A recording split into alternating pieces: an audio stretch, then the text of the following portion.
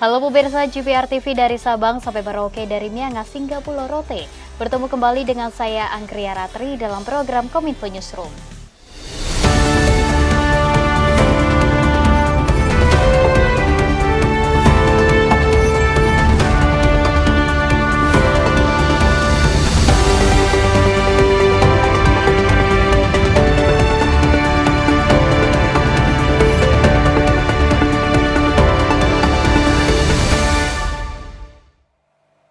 Kita ke informasi yang pertama pemirsa, Presiden Joko Widodo meminta jajaran pemerintah memperhatikan rencana kerja pemerintah yang akan dibuat. Presiden menegaskan rencana pembangunan dirancang sedemikian rupa agar pusat dan daerah seirama dalam pembangunan.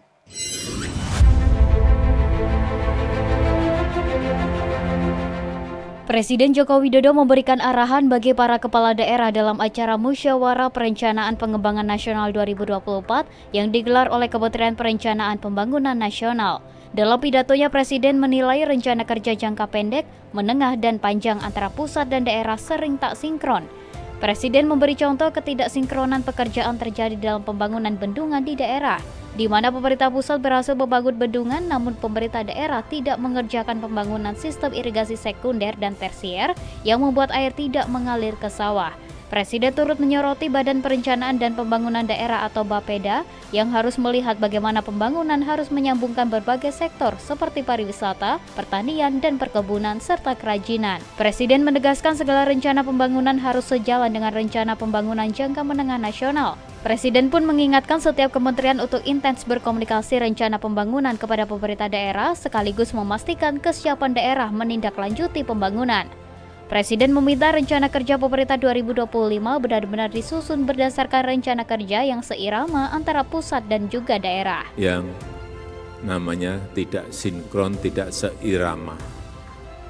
Semuanya harus inline dengan tadi RPJP, RPJM, RKP, semuanya inline, kementerian sampai ke daerah itu harus segaris. Tapi biasanya memang kalau gubernur, bupati, wali kota ditanya, sanggup? Sanggup Pak. Sanggup Pak. Begitu sudah selesai, waduh berat Pak kita Pak. APBD kita habis Pak untuk ini, untuk ini. Padahal udah sanggup itu di depan. Pemirsa, Presiden Joko Widodo meluncurkan program pendidikan dokter spesialis berbasis rumah sakit pendidikan sebagai penyelenggara utama. Melalui program tersebut diharapkan dapat mempercepat pemenuhan dokter spesialis di daerah perbatasan kepulauan hingga daerah tertinggal.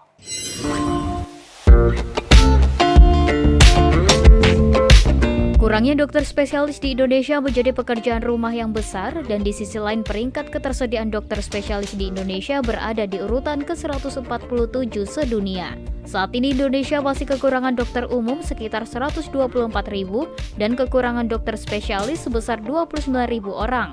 Sedangkan Indonesia baru mampu mengeluarkan sebanyak 2.700 dokter spesialis per tahun.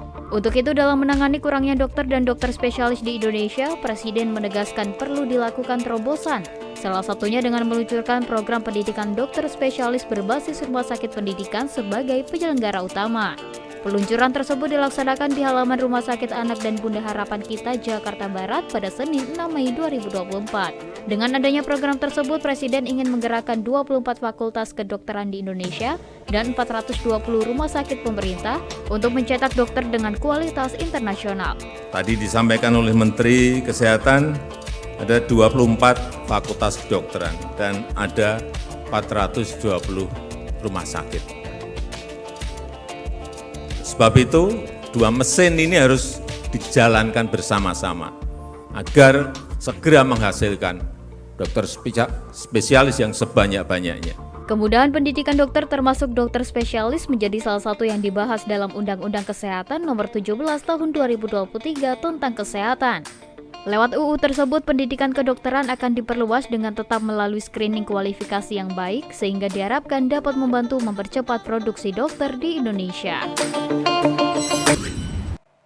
Kita beralih ke informasi lainnya pemirsa. Saat ini pemerintah tengah mengusulkan pengkajian ulang tata kelola penempatan dan pelindungan bagi pekerja migran Indonesia. Tata kelola penempatan dan pelindungan dimaksudkan untuk menjamin warga negara Indonesia di luar negeri untuk memperoleh hak pekerjaan dan penghidupan yang layak.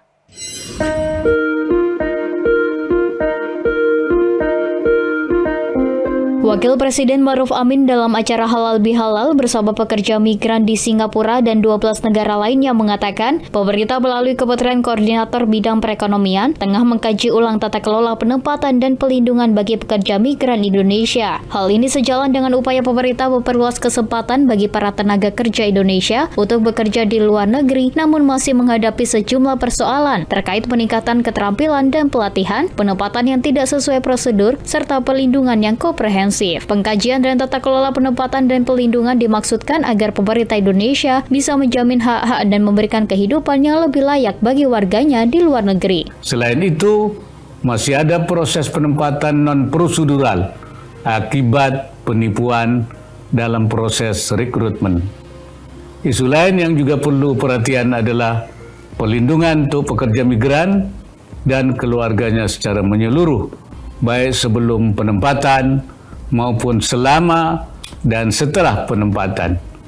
Menghadapi permasalahan tersebut, pemerintah melalui Kemenko Bidang Perekonomian sedang menginisiasi pengkajian ulang tata kelola penempatan dan perlindungan pekerja migran Indonesia. Menutup pidatonya, Wapres mengucapkan terima kasih bagi para WNI atas kontribusi dan kerja keras mereka. Tidak lupa, Wapres Ma'ruf Amin juga mengimbau agar seluruh WNI yang berada di luar negeri menjaga citra baik Indonesia. Pemirsa, Badan Perlindungan Pekerja Migran Indonesia melepas 161 pekerja migran Indonesia melalui skema antar pemerintah ke Korea Selatan. Direktur Penempatan Pemerintah Kawasan Asia dan Afrika BP2MI, Seri Yulina, mengucapkan selamat atas keberangkatan para pekerja migran Indonesia dan diharapkan tetap menjaga kehormatan bangsa dan negara kesatuan Republik Indonesia.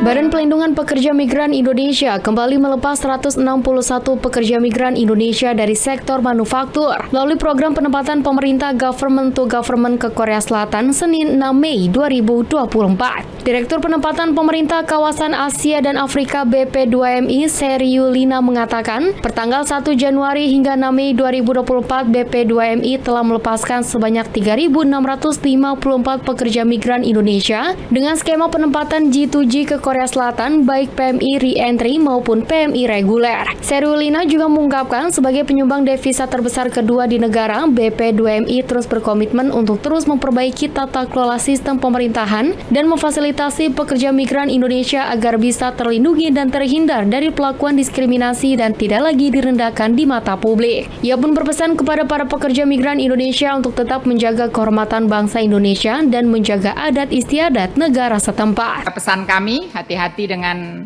pergaulan-pergaulan bebas, ya, termasuk radikalisme, hati-hati dengan narkoba, ya, hati-hati, harus tetap waspada, ya, karena itu di mana-mana juga ada, ya, jadi hati-hati jangan sampai tergoda. Pemirsa, kami akan kembali dengan informasi lainnya, tetaplah di Kominfo Newsroom.